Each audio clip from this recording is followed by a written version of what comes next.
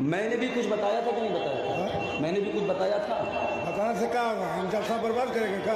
ठीक है, मत कराइए तकरीर। आप जलसा मत बता।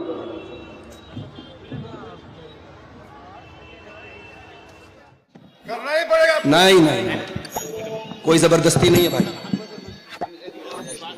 नहीं करेगा तो जलसा का हर जगह पे जाओ।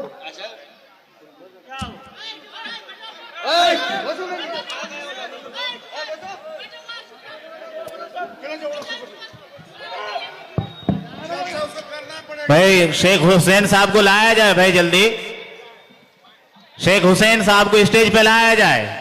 देखिए, कहीं ऐसा ना हो कि आइंदा फिर मैं आपके इलाके में आने के बारे में 1000 बार सोचूं। आप आलिम बुलाते हैं, किसी को गुलाम बना के नहीं बुलाते हैं। आपके सामने सारी मजबूरी बयान कर दी मैंने, अपने समय से ज्यादा आपके सामने तकरीर कर दी, चंदा भी कर दिया। उसके बाद पीछे से आवाज आई कि इतना करना पड़ेगा या ऐसा करना पड़ेगा, नहीं करेंगे तो हरजाना देना पड़ेगा।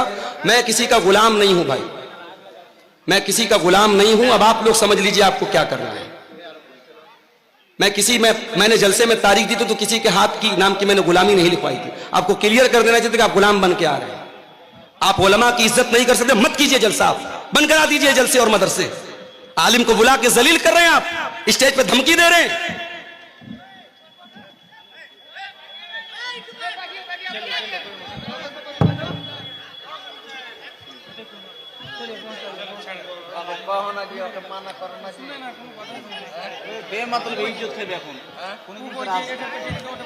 मैं भी कसम खाता हूं कि आइंदा इस इलाके में अब इंशाअल्लाह नहीं आऊंगा। बहुत मुझे आज तकलीफ हुई है, बहुत दर्द हुआ है। जिस तरीके का लबो लहजा, जिस तरीके की जबान इस्तेमाल हो रही है, आप आलिम को बुला करके डरा रहे हैं, उसको जो है आतंकित कर रहे हैं, उसको दहशत में मुब्तला कर रहे हैं। एक आदमी मुझसे आके कहता है कि संभल के जाइएगा, आपके ऊपर हमला हो सकता है। मतलब आप इसलिए एक मेहमान को बुलाते, आलिम को बुलाते हैं।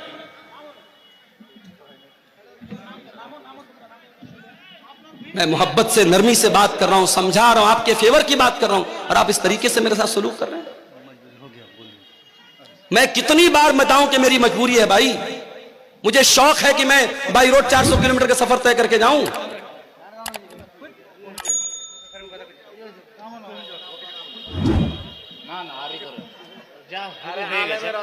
मैं गवर्नमेंट टीचर हूं मदरसे में, वहां सुबह बायोमेट्रिक लगेगी, अंगूठा लगाना है मुझे। उत्तर प्रदेश मुझे जाना है, बनारस जाना है। मैं मजबूरी बता, मैं जुमा में बयान कर चुका हूं। अस्सलाम वालेकुम मौलाना साहब, आपसे मैं रिक्वेस्ट यही करता हूं, जो आप जिस तरीका से इस भरनाठी जलसा में प्रोग्राम दिए हैं और दर्शकों या पब्लिक हर जगह का आए हैं, आपके लिए, आपका आवाज सुनने के लिए बहुत उम्मीद लेकर आए हैं।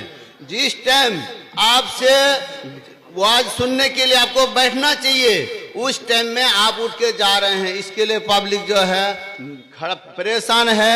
दूसरी बात है, हमारी मदरसा का जो है साल का एक बार जलसा होते हैं। बहुत 2-4 लाख रुपया खर्चा करके हम लोग एक प्रोग्राम बना रहे हैं। मौलवी साहब, आप जो स्टेप से चला जा रहे हैं तो हमारी बहुत मदरसे का बहुत ठीक है भाई, मैं स्टेज पर बैठ जाता हूँ, मैं नहीं जाता हूँ। मैं कल की छुट्टी किसी तरीके से ले लूंगा, मैं वहां तनख्वाह कटवा लूंगा, नौकरी को खतरे में, मैं मगर तकरीर नहीं कर सकता। जब आपकी इज्जत की बात हो तो मेरी भी इज्जत की बात। चलिए, शुक्रान जज़ाकुमुल्लाह। अपना लग रहा है कि बर्बाद हो जाएगा, मैं तो जान का खतरा मोल लेकर के जा रहा था ना, मैं नहीं जाऊंगा। ठीक है, मैं बैठ जाता हूँ स्टेज पर। शुक्रान जज़ाकुमुल्लाह व हसन अल जज़ा। ये शेख अगर अब्दुल आपको गफ्फार, लगता है कि आपके मेरे स्टेज पर बैठे रहने से आपका जलसा बर्बाद नहीं होगा तो बचा लीजिए जलसे को। मैं जलसे को बर्बाद नहीं करता। अल्लाह के प्यारे नबी फरमाते हैं, तअल्लमू मिन अंसाबिकुम मा तसिलून बिही अरहामकुम। ओ लोगो, अपने खानदान को पहचानो, अपने रिश्तों को पहचानो, ताकि अपने रिश्तेदारों के साथ तुम अच्छा सलूक कर सको। जब तुम अपने रिश्तेदारों के साथ अच्छा सलूक करोगे, उनको पहचानोगे, उनके खुशी और गम में शामिल हो जाओगे, अल्लाह के नबी फरमाते हैं, फ़इन्नहा महब्बतुन फिल अहली मनसातुन फिल असरी मसरातुन फिल माली। उससे 3 फायदा होगा, 3 बेनिफिट होगा, 3 लाभ होगा। पहला लाभ तो यह होगा कि परिवार में मोहब्बत बढ़ेगी। दूसरा फायदा यह होगा माल में बरकत पैदा होगी। और तीसरा फायदा यह होगा कि आपकी उम्र में अल्लाह बरकत देगा। अगर आप दौलत वाले हैं, अगर आप करोड़पति हैं, अगर आपको अल्लाह ने नवाजा है, अपनी दौलत अपने ऊपर खर्च की तो क्या किया, अपने बीवी बच्चों पर खर्च की तो क्या की। दौलत का सही इस्तेमाल तो यह है, अपने बाल बच्चों की जरूरत पूरी करने के बाद, अपनी जरूरत पूरी करने के बाद हम ये देखें हमारे रिश्तेदारों में कौन है जो हमारी मदद का हकदार है, और आगे बढ़ करके किसी गरीब की लड़की की शादी करा दें, किसी का घर टूट रहा है उसका टूटा हुआ घर बना दें, किसी की मदद कर दें। मेरे प्यारे साथियों, ये तीसरा हक है जो अल्लाह ताला ने इस आयत में बयान किया, वह बिज़िल कुर्बा, अपने रिश्तेदारों के साथ भी तुम अच्छा सुलूक करो। उसके बाद फरमाया वबिल वालिदैनि ihsanan व बिज़िल कुर्बा वल यतामा, और यतीम के साथ तुम अच्छा सलूक करो। यतीम किसको बोलते हैं? अनाथ, जिसके बाप का इंतकाल हो गया। दुनिया में इंसान बाप की कदर नहीं करता, लेकिन जब बाप मरता है तब इंसान को महसूस होता है कितनी बड़ी दीवार होता है बाप।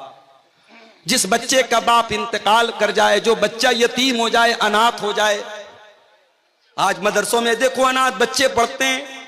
जिन बच्चों के बाप जिंदा हैं वो घर से फोन करते हैं, बच्चों की हाल चाल लेते हैं, बच्चों को पैसा भेजते हैं, कभी कभार मिलने के लिए आते हैं, बच्चों को टॉफी देते हैं, सामान दे देते हैं। सोचो उन्हीं बच्चों में जो बच्चा अनाथ है, जो बच्चा यतीम है, वो बेचारा अपने आप को कितना बेबस महसूस करता है। सारे लोगों को प्यार करने के लिए उनका बाप मौजूद है, मेरा कोई बाप नहीं है, मेरे बाप दुनिया में नहीं है। इसलिए अल्लाह ताला यतीम के साथ, अनाथ के साथ अच्छा सलूक करने का हुक्म देता है। फरमाया वल यतामा, और अपने यतीमों के साथ तुम अच्छा सलूक करो। और माशाअल्लाह देखिए, बच्चा लाया है चांदी का कोई सामान, कौन दिया बेटा? अम्मी दी। चलिए, अल्लाह ताला जिसने भी इस बच्चे को के जरिए भेजा है, अल्लाह उसके चंदे को कबूल फरमाए और उसके हक में सदका जारिया बनाए। मेरे भाइयों, वल यतामा, यतीम के साथ अच्छा सलूक करो। मैं आपको क्लियर बता दूं, तकरीर के आखिरी 10 मिनट इंशाअल्लाह मैं चंदा भी करूंगा। 2000 रुपया है, किसके नाम से? रफीक आलम साहब ने ये 2000 रुपया दिया है, अल्लाह इनके चंदे को कबूल फरमाए।